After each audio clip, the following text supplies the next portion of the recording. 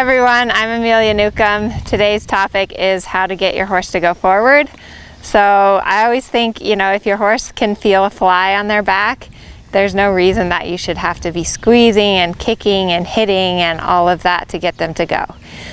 So the first thing to talk about when we are thinking about getting our horses to go forward is your leg position. So for a dressage, you should have contact in your upper thigh, so like from your knee to your hip, the upper inner thigh, and also in your upper calf should be connected to the horse while you're just standing. But you notice that there's space between like my heel and the horse. So if you're already like clamping with your lower leg and your heels are already in your horse, then you have less leeway to get them to trot, or to get them to go forward. So it's important that your lower leg is off so that when you put it on, your horse can listen to it. If your lower leg's clamped all the time, they think that it's just part of the saddle.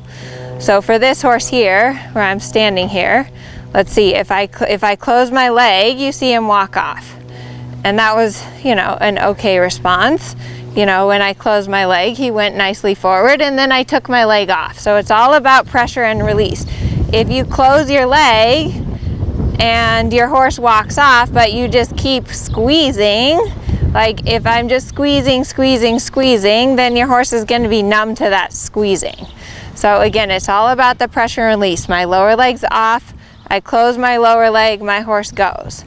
The other thing that's to consider that's super important is that the independence of your aid. So you need to be able to close your lower leg with nothing else changing.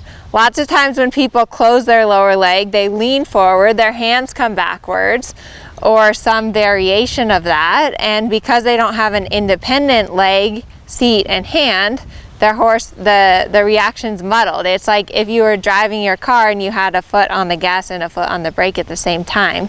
That doesn't make sense. So if you have a lazy horse, one of the best exercises to get your horse in front of the leg are transitions. So if your horse won't go, just going around and around and around, like saying, oh, I'm gonna just do like 5 laps of canter and that's gonna get my horse forward. Well, that's not. So transitions. So you can do, we'll do walk trot. So I'm walking, my lower leg's off, I close my leg, he trots, I take my leg off. That was a good response from him.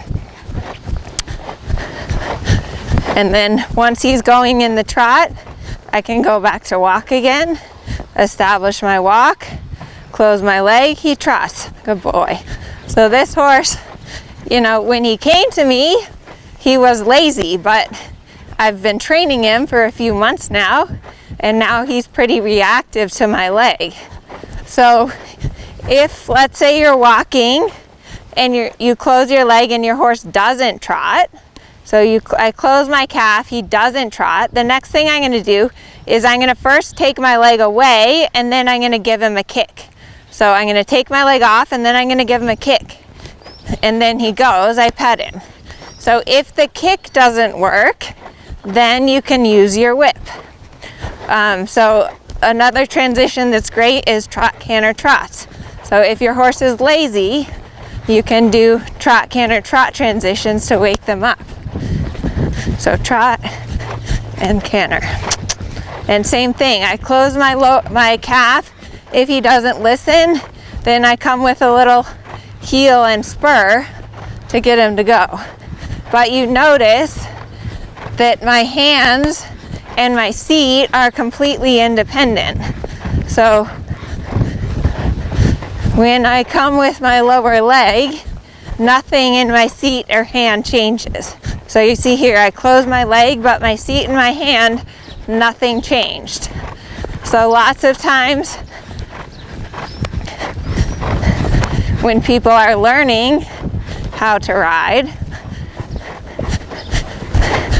and they kick their horse, they pull back at the same time. So see how I kick him, but if I lean forward and pull back, he's like, what do you want?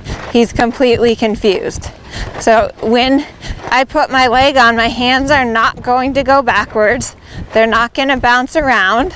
When I put my leg on, my hands stay exactly in the position where they were. Good boy.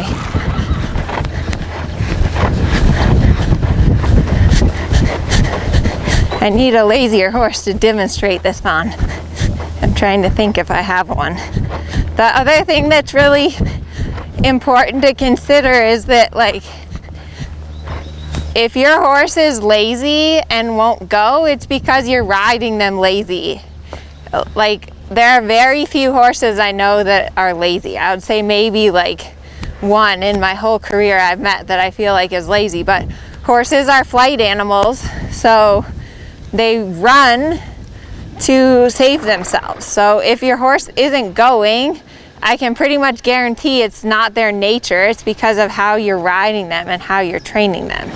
So again, it's just being really clear and consistent that you have the correct leg position, that your legs function independent from your seat and your hands, that you close your calf first and then follow through with the kick and a whip. And I'll try and find a lazy horse to demonstrate this on.